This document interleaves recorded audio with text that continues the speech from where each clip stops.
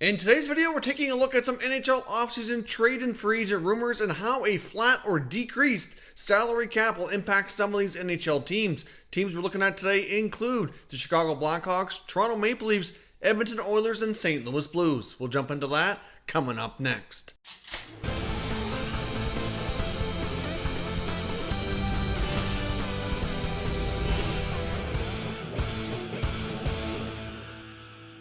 Welcome back to another video here at Top Shelf Hockey. Now, as I mentioned, there's a lot of reports and rumors indicating that the salary cap likely isn't going to go up. It's at the very best probably going to stay flat now and possibly could even go down. The league and the NHLPA will have to come to some sort of an agreement on that once things are kind of sorted out and we're further along in this process to being able to allow the NHL to hopefully resume play sooner than later, but it's hard to indicate right now just when that could possibly take place. Now, some of these teams are already tied up against the cap and have a lot of financial obligations and commitments already made for next year, putting them in a tight squeeze that they were banking on getting a significant increase. And if that doesn't come, it's going to force some trades and some potential players to leave via free agency. Now, let's get started first off with the Chicago Blackhawks. Now, there's been some reports indicating that ownership has indicated that all their staff, including head coach Jeremy Colleton, GM Stan Bowman, and others within the organization, would all be returning next year, that they seem to have confidence in what they're doing,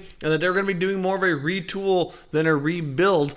So obviously the Hawks, the last couple of years, really have been out of the playoffs, but kind of battling their way towards being a playoff spot, kind of faltering as the season goes on. We saw the same sort of thing this year, where they got off to a better start, but as the season went on, they just kind of slowly slipped away. And when the season was suspended, they were sitting outside of a spot, but were within reach. And if they can resume play, you just never know, I guess. But obviously that's a question answered later on if that ever takes place. But clearly the Hawks are a team that's going to have some salary cap constraints without seeing a significant rise in what's going to be available to them. They have some key players like Dylan Strome, Corey Crawford, and youngster Kubalik, who needs new contracts next year. Kubalik, especially one of the top rookies, is going to be commanding a pretty significant raise. Obviously, they don't want to go down the road like they did with other younger players in the past, including Artemi Panarin, where they basically had to move for salary cap purposes. That's really hurt them longer term here, being able to remain a more competitive, playoff consistent team. So what will the Hawks do? They certainly have some more questions than answers right now. One possibility includes that Brandon Saad once again becomes a cap casualty. There was a lot of talk about him being traded before the season was suspended, leading into the NHL trade deadline. That never did happen. He will be down to the final year of his contract next year, which certainly makes it more of a possibility because the acquiring team would not have to be committed as long term. So if things don't work out, it's not such a big hit financially for the new team acquiring him. But clearly that is a strong possibility that Saad could be moved in order to facilitate getting these other guys signed.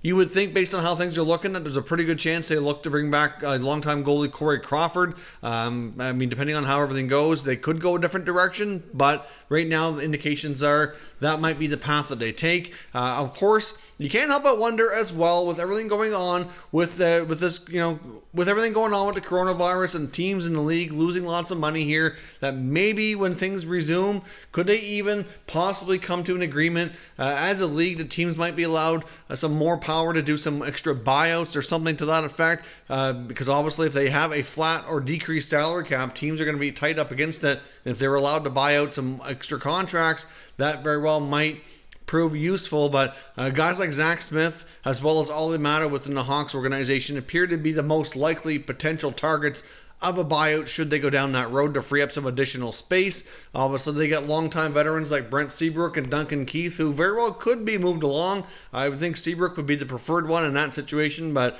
given how he's played, he's coming off some major surgeries.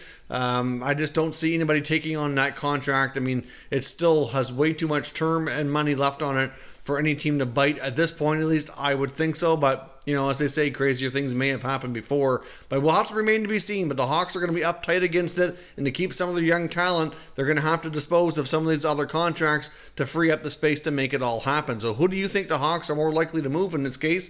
Do you think a guy like Brandon Saad's the most logical, or do they go down the road and trying to move one of their veteran D and free up some space that way? Jumping over next and taking a look at the Edmonton Oilers, of course, they got some big-time contracts already on the books longer term. Of course, those contracts are proven to be, pretty useful right now with Connor McDavid and Leon Draisaitl. Nugent Hopkins isn't too far away from needing a new contract as well, but they're going to be tight up against it too. And a couple of players that seem to be the most likely casualties there would be a guy like Alex Chiasson. Of course, last year put up a 20-goal season, had one of his best years in the NHL. Still only got a shorter-term deal. Still relatively, not as proven as many others who've got longer-term, bigger money contracts. So Chiasson certainly has slowly kind of graduated it more into his own, but he has bounced around a lot, and even this year his production was down given the other moves the Oilers made. He kind of basically ended up with a smaller role and was getting less ice time and getting less production due to it. So he could end up being a casualty. Even James Neal, who certainly bounced back strong, but other players have kind of stepped in during his injury absence this year and certainly played quite well on the two lines. So it's debatable whether or not he could remain, but certainly his contract is going to prove to be tougher to trade. Obviously, like when they acquired him, it would require a unique situation. And really, for the most part, Neal did fit well there. Just the injury kind of derailed things. So I think the likelihood of him moving on are a lot slimmer than some others. Maybe even a guy like Chris Russell could be possibly expendable as well with some of their younger D. Proven to be, it's certainly more than capable and ready now of taking on bigger roles. And they can certainly move away from some of their more veteran guys and let these guys take on bigger roles. There's also a possibility that veteran goaltender Mike Smith may not return. Of course, he's only making $2 million this year. Hard to say what he would want on a new deal, but given the fact that Koskinen's making well over $4 million, they might want to go a cheaper route to save a little bit of money on the backup situation. And it's still debatable whether or not young forward Jesse Puljujärvi actually ends up getting traded this summer. Many figured after he committed to staying in Finland for the year that would more likely be the case. He seemed to play well and gained his confidence back while over there this past season, but now there's some talk that he could even remain over there a little bit longer. His coach over in Finland suggested that the 23-year-old actually consider playing another year in Finland, that he thought it would do him a lot of good before making the jump back to North America, which is still a possibility. Doesn't mean he couldn't be traded, though. If the Oilers trade him, doesn't mean he automatically comes over and signs with a new team. Another team could acquire his rights and let him play over in Europe for another year. That's certainly a possibility. That doesn't mean that he's coming for sure if he were to be moved, but clearly after having a better play during his time in Finland certainly increases the odds. But by no means is it a given that he would come back to North America next year. It certainly will be interesting to see if they can move on from him and if they can get a decent package in return and have another team take a chance on the young Finnish forward. Now, certainly a flat or decreased salary cap is going to have an impact on a lot of teams, including defending Stanley Cup champion St. Louis Blues. Personally, in my opinion, I think a flat or decreased salary cap might actually seem to indicate that Alex Pietrangelo, their captain, who will be one of the top UFAs once we hit free agency, could very well increase his odds of staying in St. Louis just because he might be more likely or more forced to take a hometown discount and remain with the Blues, which I do think he's open to anyway. But obviously other teams won't have the deep pockets and the cap space available to really lure him out of St. Louis with a big-time contract. Many feel like a 6-year deal around $8.5 to $9 million is probably the best the Blues could offer, and even then they might have to make some other cuts to make that happen, to fit everything in under the cap. But other teams won't have the space that they originally thought they would to go after the Stanley Cup champion captain of the Blues. So we'll see what happens, but a team like St. Louis, who will have some tough decisions to make, might actually be a better situation here to retain their captain. He may not, like I said, be able to get the offers that he thought he might have. Another member of the Blues who could become a cap casualty, but certainly would be tough to do, would be Alex Steen. He still has another year left at $5.75 million. But even though he's not the player he used to be, not quite as offensive, he has been an excellent role player in the bottom six for St. Louis and was still very valuable in their Stanley Cup run last year. And even though he's not putting up the points like he used to, like I said, he's still providing leadership. Not to say that a buyout couldn't be a possibility, but you'd think somebody who's been there so long with 1 year left, that might not be the route they take.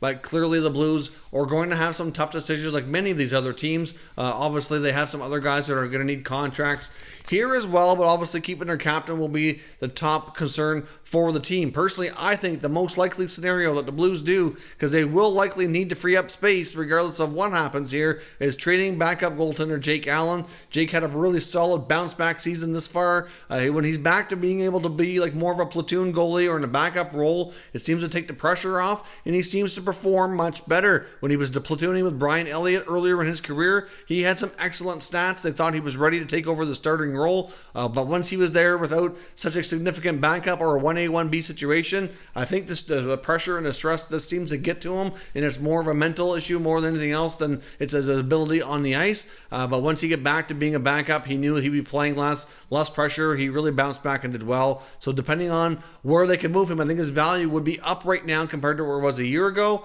He still has a little bit of time left on his contract, over $4 million, which is proving to be an expensive backup option. Although most teams are quite happy to have a 1A, 1B or a solid experienced backup like him in their lineup, it's just getting a little bit expensive with a contract looming for Jordan Binnington as well. Both of them are expiring at the same time. We'll be entering their final year. I think there would be a lot of appetite for teams out there to consider acquiring Jake Allen, given how he's played this year, and many teams were interested in making an upgrade here leading towards the end of the season before the deadline happened, but it's a tougher time of year to do that. Something like that's more likely in the offseason, and it could very well prove to be a valid option for them to cut back some payroll. Now let's jump over here as well. I want to look at the Toronto Maple Leafs, who amongst all teams will be one of the tougher situations without a salary cap increase. And if it went down, it'd be even that much more of a detrimental issue for this team. Of course, they've got a lot of money committed between John Tavares, Austin Matthews, and Mitch Marner. You throw William Nylander into the mix there, and they got 4 players making around $40 million.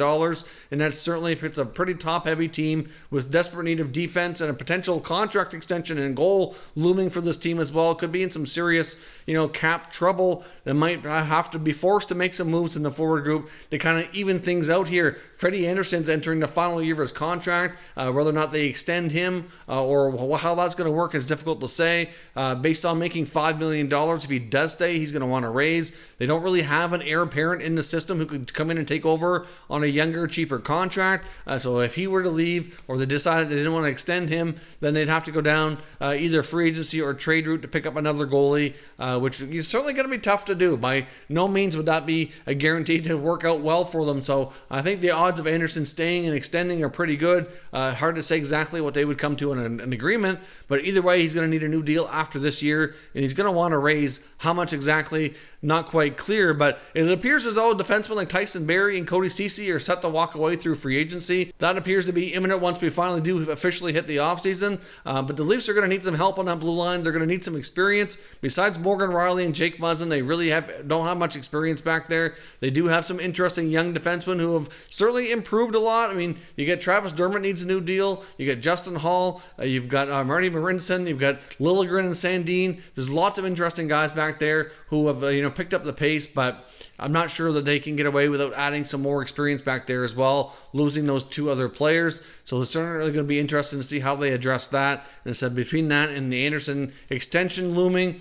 hard to say. I mean, does it increase more likely that they are going to be forced to trade one of their forwards, whether it's one of those big 4 I mentioned, or a guy like Janssen or Kerfoot or Kapanen, or one of those guys that are going to likely have to move to create some wiggle room here for them to get everybody in order, any other spots of their organization. Of course, they got guys like Freddie Gauthier that needs a new contract. Jason Spezza is expiring as well. I mentioned Travis Dermott, Kyle Clifford, who they acquired from LA, and Dennis Malgin, who they got from the Panthers. All kinds of expiring deals. So this team could very well look quite a bit different again next year, and they might have to make some more tough choices and be forced to make a trade, like we discussed really for the past year, but it's that much more urgent for them to do this offseason if we don't get a significant cap increase. So let me know your thoughts down in the comments. What moves make the most sense for the Leafs, assuming we don't get a cap increase?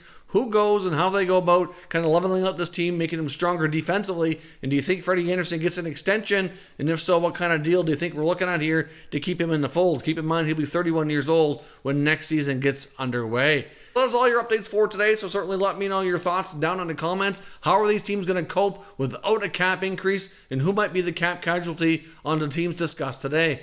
Let me know your thoughts down in the comments, and we'll continue the conversation. If you're new to the channel, consider subscribing and turning on your notifications so you don't miss any future content, and give this video a thumbs up if you enjoyed it as well. I'd appreciate it if you did. As always, thank you for watching, and I will catch you next time.